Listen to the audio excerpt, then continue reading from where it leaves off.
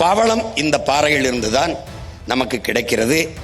இதை வெளியிலே தரையிலே நிலத்திலே எப்படி காடுகள் மலைக்காடுகள் என்று சொல்லுகிறோமோ இந்த பவள காடுகளை நாம் கடலின் மலைக்காடுகள் என்று அழைக்கிறோம். இது எப்படி இங்கே வெளியில மழை பெய்யறதுக்கு இந்த காடு அவசியமோ அப்படி கடலுக்குள்ளே இருக்கிற பவளப்பாறைகளை பவளக்காடுகளை நாம் கடல் மலைக்காடுகள் என்று அழைக்கிறோம்.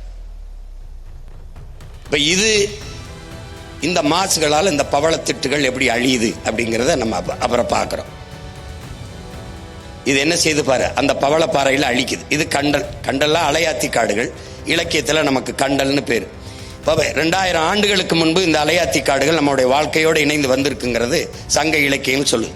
இந்த கண்டல், இந்த அலையாத்தி காடுகள் கடலுக்கும் நிலப்பரப்புக்கும் இடையே, நீர்ப்பரப்பு கடலுக்கும் நிலப்பரப்புக்கும் இடையே இருக்கிற ஆறுகளில் கரையோரங்களில் இந்த அலையாத்தி காடுகள் இருக்குது. இந்த அலையாத்தி காடுகளின் சிறப்பு என்ன அப்படின்னு பார்த்தீங்கன்னா, எல்லா உயிரினமும் எல்லா செடி கொடி மரமும் நன்னீரில் தான் வளரும், உப்பு நீரை உட்கொண்டு வளராது, உப்பு நீரில் வளராது. ஆனால் உலகிலேயே உப்பு நீரில் வளர்ந்து வாழ்கிற ஒரே செடி இந்த அலையாத்தி காடுகள் தான். இது பெரும் அதிசயம். இந்த அலையாத்தி காடுகள் அந்த கரையோரங்களில் இருக்கிற பல உயிரினங்களின் ஒரு கூட்டு தொகுப்பு அலையாத்தி காடு. இதுல பவளப்பாறை எப்படி பணியை செய்கிறதோ அப்படி வேகமாக வந்து அந்த கடல் பெரும் பெரும் அலைகள் வந்து கரையை அரிக்காமல், கடற்கரையை அழிவை சந்திக்காமல் வாழுகிற அந்த இடத்தில் அது பெரிய அரணாக இருந்து அலையை ஆத்தி அலையை அந்த வேகத்தை கட்டிப்படுத்துவதாலேயே அது அலையாத்தி காடு என்று காரண பெயரால் அழைக்கப்படுகிறது. ஆனால் அதற்கு இலக்கிய பெயர் கண்டல் தான். அதுதான் அதற்கு பெயர்.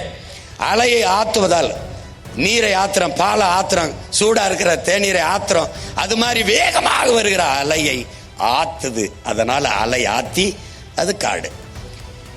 இப்ப இந்த அலையாத்தி காடுகளில் இருக்கிறது என்னன்னா, எப்படி பவளக்காடுகளில் பவளப்பாறைகளில் கடலுக்குள் வாழ்கிற பல உயிரினங்கள், மீன் நண்டு நத்தை எல்லாம் வந்து அதுல முட்டையிட்டு குஞ்சு பொரிக்குதோ அப்படி இந்த அலையாத்தி காடுகளின் வேர்களில் வந்து இறால், நண்டு போன்ற மீன் வகைகள் வந்து அங்கேயே தங்கி முட்டையிட்டு குஞ்சு பொரிச்சு தன்னுடைய இனப்பெருக்கத்தை செய்து. அப்போ அலையாத்தி காடுகளின் பங்கு பாரு, நண்டு இந்த வேர்க்குள்ள போறத பாரு, இதுக்குள்ளதான் வாழுது. இந்த இயற்கையின் சீற்றங்களால இந்த கடற்கரை கிராமங்களை அழியாமல் பார்த்துக் கொள்வதில் பெரும் பங்கு இந்த அலையாத்தி காடுகளுக்கு இருக்கு. இப்ப இந்த அலையாத்தி காடுகள் அழிவதை நீ பார்க்கிற. இதற்கு காரணம் என்ன உனக்கு தெரியும். நச்சு கழிவுகளை கொட்டுவது, இது ஒரு பொருட்டாவே நீ நினைக்கிறது இல்லை. அலையாத்தி காடு அது ஏதோ ஒரு செடி, ஒன்னத்துக்கு உதவாத ஒரு செடின்னு நினைக்கிற. உனக்கு இதெல்லாம் எப்படி வரணும், உனக்கு பூக்கணும், காய்க்கணும், பழங்கள் தொங்கணும், அதை தான் நீ மரம், அதை தான் செடின்னு நினைப்ப. இதை நீ இது பொருட்டா கருதுறது இல்லை. அது செத்துச்சுன்னு வச்சுக்க, மொத்தமா நீ செத்துருவாங்கிறத உனக்கு காலை உணர்த்தும். அப்புறம் நீ என்னை தேடுவேன், இங்க பாரு தேடுவேன். இப்ப இதுல இந்த அலையாத்தி காடுகள் போல இந்த மண் குன்றுகள், இந்த கண்டல் மண் குன்று, இப்ப சொன்ன மீன் எப்படி அந்த நீரை தடுக்குது, அந்த உப்பை உறிஞ்சிட்டு அது எப்படி நீரை சேமிக்குது, இந்த மண் குன்றுகள் இதுக்கு பேர். இந்த மண் குன்றுகளை இவர்கள் எப்படி எப்படி சுரண்டி தின்றுருக்கான் பாரு, பார்த்தா எப்படி வெற்றிக்கான் பார்த்தியா. இந்த மண் குன்றுகளை புதிய புதிய தொழிற்சாலை அமைக்கிறோம், நச்சாலைகள் அமைக்கிறோம்ட்டு இந்த மண் குன்றுகளை எல்லாம் அழிக்கிறான். இப்ப குறிப்பா குடிநீர், கடல் நீரை சுத்திகரிக்கிறேன்னு ஒரு ஆலையை கட்டினான இந்த மண் குன்று மேலதான் கட்டுறான், அதை சிதைச்சிட்டு தான் கட்டுறான். அப்பதனால ஒவ்வொன்றுமே பேராபத்தை உருவாக்கி கொண்டு வருகிறது. இப்ப அலையாத்தி காடு, பவளக்காடு, இந்த மண் குன்று, இதையெல்லாம் பார்க்கும்போது நீ எதையோ கும்பிடுற விழுந்து, இதை ஒரு தடவை கும்பிட பழகிக்க. இப்ப பாரு, இப்ப உயிர், இப்ப இதுல நீ என்ன கவனிக்கணும்னா, உப்பு தந்தது யாரு, அவதான். உணவு தந்தது யாரு, அவதான். இப்ப என்ன பார்க்க போற, உயிர்.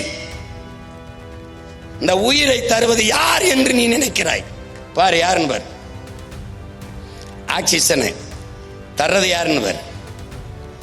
உலகில் அமேசான் காடு, அது பூமியின் நுரையீரல்ங்கிறான். அமேசான் மலைக்காடுகளை நுரையீரல்ங்கிறான், பூமியின் நுரையீரல்ங்கிறான். உலகில் இருக்கிற மொத்த காடுகளும் சேர்ந்து 20 விழுக்காடு தான் உனக்கும் எனக்கும் உலக உயிர்களுக்கும் மூச்சு காற்றை தருது. பிறகு 80 விழுக்காடு மூச்சு காற்றை தருபவள் யார்? இவள் தான் இந்த பாரு, பொறுமையா பாரு. இந்த காடு வெறும் 20 விழுக்காட்டு தான் ஆக்சிஜனை உனக்கு தருது.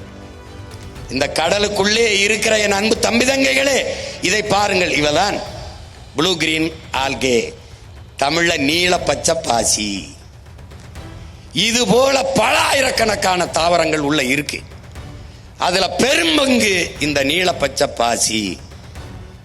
இதில் இருந்துதான், இங்க பாருங்க, இதில் இருந்துதான் அதிகப்படியான மூச்சு காற்று, உயிர் காற்று, ஆக்சிஜன் மேல வருது.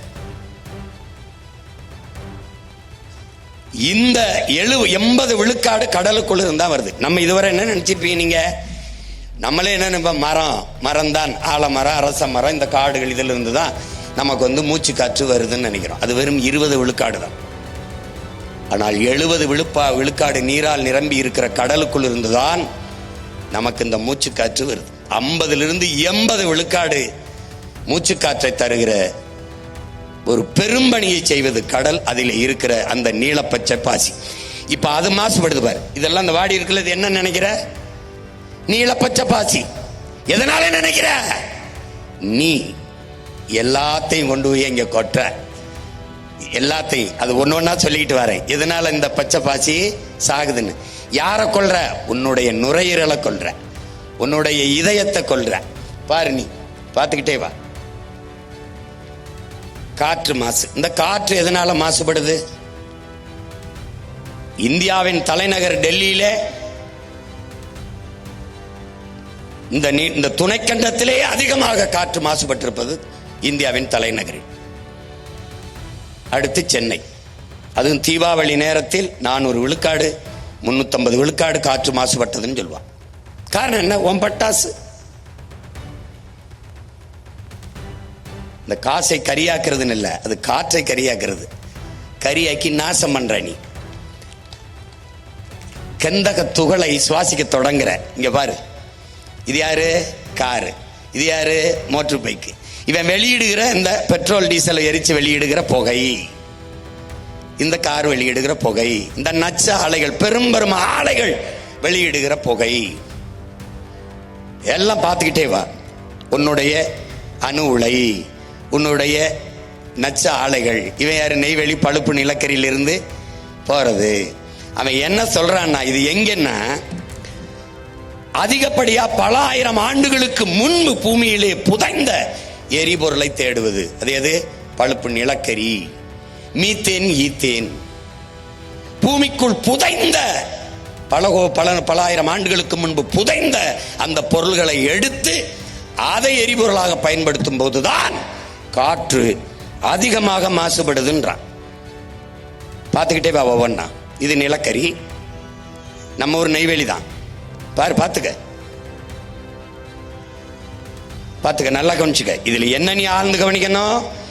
ஒரு பெரும் போர், ஈழத்தில் போர், இஸ்ரேலுக்கும் பாலஸ்தீனத்துக்கும் போர், காசாவிலே போர், அழிவு. ஆனால் போரின் பேரழிவிற்கு பிறகு கூட அங்கே மக்களை மீள் குடியேற்றம் செய்து விடலாம். ஆனால் மீத்தேன், ஈத்தேன் எடுத்த இடத்திலே, நிலக்கரி எடுத்த இடத்திலே, அணு உலை வெடித்த இடத்திலே மறுபடி நீ மக்களை குடியேற்ற முடியாது. அப்ப போரையும் விட பேரழிவு இவங்க தான். இத நல்லா கவனிச்சு பார்த்துக்கிட்டே வா. காற்று மாசு யாரு? இது யாரு? Methane, ethane. பார்த்து எப்படி எரியறான் பாரு நீ. இவன் யாரு? Hydro carbon. இவன் தான் எல்லாம். இது யாரு இங்க வெடிச்சது? இதனால என்ன ஆயிருதுன்னா, இந்த காற்றால என்ன ஆகுது? இதனால என்ன ஆகுதுன்னா, இந்த நச்சு காற்றுகள் இப்படி மேல போகுது. மேல போய் என்ன பண்ணுது? இது இங்க நுட்பமா நீங்க அன்பு தம்பிதங்கள் விளங்கிக்கணும். பூமிக்கும் நமக்கு 15 கோடி கிலோமீட்டர் இருக்கு. சூரியனுக்கும் பூமிக்கும் இடையில 15 கோடி கிலோமீட்டர் தூரம் இருக்கு. ஆனாலும் அங்க இருக்கிற சூரிய வெப்பத்தை நம்மளால தாங்க முடியல. மரத்து நிழல்ல போறோம், கொடையை பிடிக்கிறோம். 15 கோடி கிலோமீட்டர். அந்த வெப்பத்தை இடையில் தணிப்பவன் யார்? காற்று மண்டலம், வளி மண்டலம், காற்று படலம். அதை ஓசோன் என்று அறிவியல் சொல்லுது. அந்த காற்று படலம் என்ன செய்து? சரியா பூமியிலிருந்து 30 அல்லது 50 கிலோமீட்டர் தொலைவில் அந்த காற்று படலம் இருக்கு. அது வேகமாக சூரியனிலிருந்து வருகிற சகிக்க முடியாத வெப்பத்தை அப்படி தடுத்து அப்படியே நிறுத்துது. அதாவது ஃபில்டர் பண்ணுது, வடிகட்டுது. அப்ப சூரிய ஒளி பட்டு தெரிக்குது. அதுல மழைதான். உட்காரு, மழைதாயா. ஏய், கடலம்மா பேசும்போது மழை பெய்யலைன்னா அப்புறம் என்னடா இருக்கு? கடலுக்கு என்னடா மரியாதை இருக்கு?